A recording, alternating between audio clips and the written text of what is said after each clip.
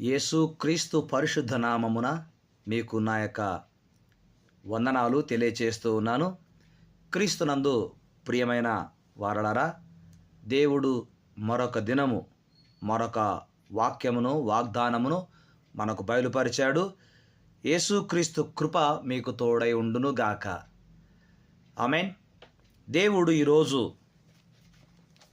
బయలుపరిచిన వాక్యమును బట్టి వాగ్దానమును బట్టి దేవునికి స్తుతులు కృతజ్ఞతలు వందనాలు చెల్లించుదాం. ఈ దినపు దేవుని వాగ్దానము: నీ ప్రార్థనలన్నీయు యెహోవా సఫలపరుచును గాక. Amen, amen. ఈ వాక్యమును వాగ్దానముగా దేవుడు ఈరోజు నీకు నాకు మనందరికీ ప్రసాదించాడు.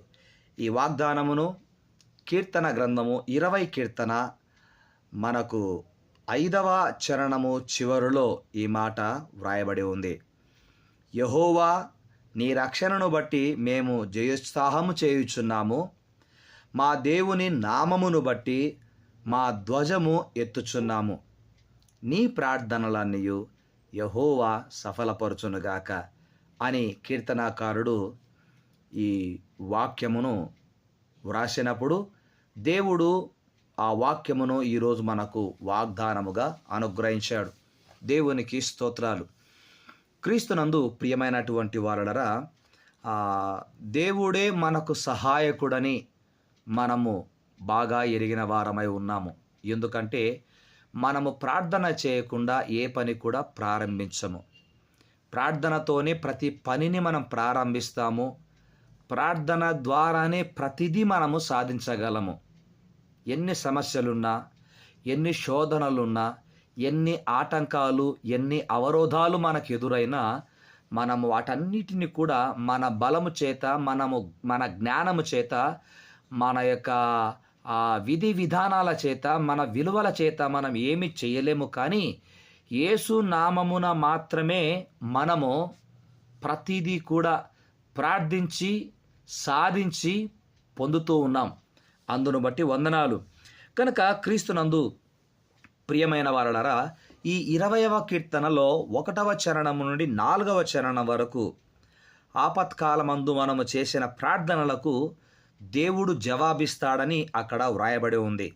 అంతేకాకుండా ప్రార్థనలకు జవాబు ఉన్నదని, విశ్వాసులు ప్రార్థన చేసి దేవునికి మొరపెడుతున్నప్పుడు ఆయన సహాయము చేసి ఆదుకుంటూ ఉన్నాడు. ఈరోజు నీవు ఏ అవసరత నిమిత్తమై దేవుని సన్నిధిలో ప్రార్థనలో గోదాడుతూ ఆయనకు మొరపెడుతూ ఉన్నావో, ఆ దేవుడు నీ మొరలు విని, నీ ప్రార్థనలు విని ఆయన నీకు జవాబు ఇవ్వబోతున్నాడు. దేవునికి స్తోత్రం. దేవునికి మనము ఆరాధన చేసినప్పుడు మన ప్రార్థనలోనూ అర్పణలను ఆయన అంగీకరించి ఆశీర్వదించే దేవుడని మనకు బాగా తెలుసు. క్రీస్తునందు ప్రియమైనటువంటి వారలరా, దేవుడు మన కోరికలను సిద్ధింపచేసి మన ఆలోచనలన్నీ ఎరిగినవాడు గనక వాటిని ఆయన సఫలపరిచే దేవుడు. ఈరోజు మనము ఈ వాగ్దానం పొందినప్పుడు నీ ప్రార్థనలన్నీ యెహోవా సఫలపరచును అనే వాగ్దానములో అభయం ఉంది. దేవుని యందే మనము విశ్వాసముతో యేసుకు ప్రార్థిస్తూ ఉన్నాం. క్రీస్తునందు ప్రియమైన వారలరా, ఈరోజు ఈ 20వ కీర్తన 1 నుంచి 4, 5 చరణాలలో ఒక 3 ప్రాముఖ్యమైన సత్యాలు ఈ కీర్తనకారుడు దావీదు గారు వ్రాశారు. అవేమిటంటే, 1, దేవుని యందే మనకు భద్రత ఉన్నది. దేవుని యందే మనకు భద్రత ఉంది. అక్కడ రాయబడిన మాట, ఆపత్కాలమందు యెహోవా నీకు ఉత్తరమిచ్చునుగాక. ఆపత్కాలమందు అంటే ఆపత్కాలములు వస్తాయి అనేది బైబిల్లో భక్తుడు తెలియచేసిన మాట. అలాంటి ఆపత్కాలములు వచ్చినప్పుడు దేవుని యందు మనకు భద్రత ఉంది. రెండవదిగా, దేవుడే మనకు సహాయకుడు. 2వ చరణములో ఉంది. 20వ కీర్తన 2వ చరణములో, పరిశుద్ధ స్థలములో నుండి ఆయన నీకు సహాయము చేయునుగాక. Amen, amen. ఈ లోకములో సహాయము చేసేవారు ఎందరో ఉన్నారండి.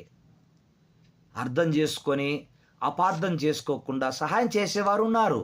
కానీ వారు చేసే సహాయము మనము ఆశించినంత ఉండకపోవచ్చు. వారికి కలిగిన దానిలో నుండి ఆ యేసయ్య ప్రేమను బట్టి వారు సహాయం చేస్తారు. కానీ మనము ఆరాధించే దేవుడు, మనము ప్రార్థనలు చేస్తే వినే దేవుడు, మనము అర్పణలు అర్పిస్తే అంగీకరించే దేవుడు చేసే సహాయము గొప్పది. ఎంత గొప్ప సహాయం అంటే, ఆయన ఒక్కసారి సహాయం చేస్తే ఆ సహాయము తరతరాలు ఉండిపోయే సహాయము ఆయన మనకు చేస్తాడు. కనుక ఒకటి, దేవుని యందే మనకు భద్రత. రెండవదిగా, దేవుడే మనకు సహాయకుడు. ఆపత్కాలమందు ఆయన నీకు సహాయము చేయువాడు. ఇక మూడవది, దేవుడే మనకు బలమిచ్చువాడు. దేవుడే మనకు బలమిచ్చువాడు. కొన్నిసార్లు మనము బలహీనంగా ఉండిపోతాం. నా జీవితంలో ఈ కార్యము జరగడం లేదే, నేను ఇంతకాలం ప్రార్థన చేసినా కూడా దేవుడు నా మొర వింటలేడేమో అని ఆత్మీయంగా, మానసికంగా, శారీరకంగా మనము బలహీనమైపోతూ ఉంటాం. మనం బలహీనతలో మనం జీవిస్తూ ఉంటాం. కానీ వాక్యం ఏమని సెలవిస్తుంది? 145వ కీర్తన 19వ చరణంలో ఈ మాట రాయబడి ఉంది. తన యందు భయభక్తులు గల వారి కోరిక ఆయన నెరవేర్చును, వారి మొర ఆలకించి వారిని రక్షించును అనే మాట రాయబడి ఉంది. కనుక నీవు ఆయన యందు భయభక్తులు కలిగి ఉన్నావు గనక నీ కోరికను ఆయన నెరవేర్చువాడు, నిన్ను బలపరచువాడు. నీవు బలహీనము కాకూడదు, బలహీనతలో నీవు జీవించకూడదు. అది దేవునికి ఇష్టము లేనిది. తన బిడ్డలు బలవంతులుగా ఉండాలి అన్నదే దేవుని యొక్క ఉద్దేశము. కనుక ఈ 3 విషయాలు ఈరోజు దేవుడు వాగ్దానంలో బయలుపరిచాడు. మరొకసారి వాటిని నెమరేసుకుందామా? 1, దేవుడు మన కోరికను ఎరిగినవాడు గనక, మన ఆలోచనలు ఎరిగినవాడు గనక, మనకు సహాయకుడు గనక 1, దేవుని యందే మనకు భద్రత. రెండవదిగా, దేవుడే మనకు సహాయకుడు. మూడవదిగా, దేవుడే మనకు బలము. ఆ యేసయ్యనే మనకు బలము. గనుక దేవుడు తన ప్రార్థనలకు జవాబిచ్చినందుకు, సఫలపరిచినందుకు, సహాయము చేసినందుకు దావీదు సంతోషిస్తూ జయోత్సాహము చేస్తానని తెలియచేస్తూ ఉన్నాడు. దేవుడు సహాయము చేసిన తరువాత ఆయనను మరొక ఆరాధించాలి, స్తుతించాలి, ఘనపరచాలి, మహిమపరచాలి. దేవుడు చేసిన మేలులను బట్టి ఉత్సాహముతో సంతోషిస్తూ, ప్రార్థనలకు జవాబిస్తూ, రక్షిస్తున్నందుకు దేవునికి మనము కృతజ్ఞతలు చెల్లిస్తూ ప్రార్థన చేద్దాం. తలలు వంచండి, నాతో ఏకీభవించండి ప్రార్థనలో. పరిశుద్ధుడైన నా తండ్రి, మీకు వందనాలు, స్తుతులు, స్తోత్రాలు చెల్లిస్తూ ఉన్నాం. నీ ప్రార్థనలన్నీ యెహోవా సఫలపరచును అని వాగ్దానం చేశావు. ఎంత గొప్ప మంచి దేవుడవు నాయనా. నీవు ప్రార్థనలకు జవాబిస్తూ ఉన్నావు అంటే ప్రార్థనలు వింటూ ఉన్నావని మీరు మాకు ఖచ్చితంగా తెలియచేశారు. కనుక ఈరోజు మాకు 3 విషయాలు జ్ఞాపకం చేసి మమ్మను నాయన ఆదరించినందుకు మీకు వందనాలు చెల్లిస్తున్నాం. 1, దయగల మా తండ్రి, మీరే ప్రభువా, మీ అందే మాకు భద్రత ఉన్నదని తెలియచేశారు. రెండవది, మీరే మాకు సహాయకుడవై ఉన్నావని తెలియచేశావు. మూడవది, మీరే మా బలము అని తెలియచేశారు. మా బలము మా బలగం కాదు, మా బలము మా ధనం కాదు, మా బలము మరి వేరే ఏమో కాదు, కానీ మీరే మా బలమై ఉన్నారు. అందును బట్టి మీకు వందనాలు చెల్లిస్తూ ఈ దినము నాయన ఈ యొక్క వాగ్దానమును పొందిన బిడ్డలందరినీ కూడా పేరు పేరు వరుసన మీ కృప వారిపై ఉండును గాక అని ప్రార్థిస్తున్నాం.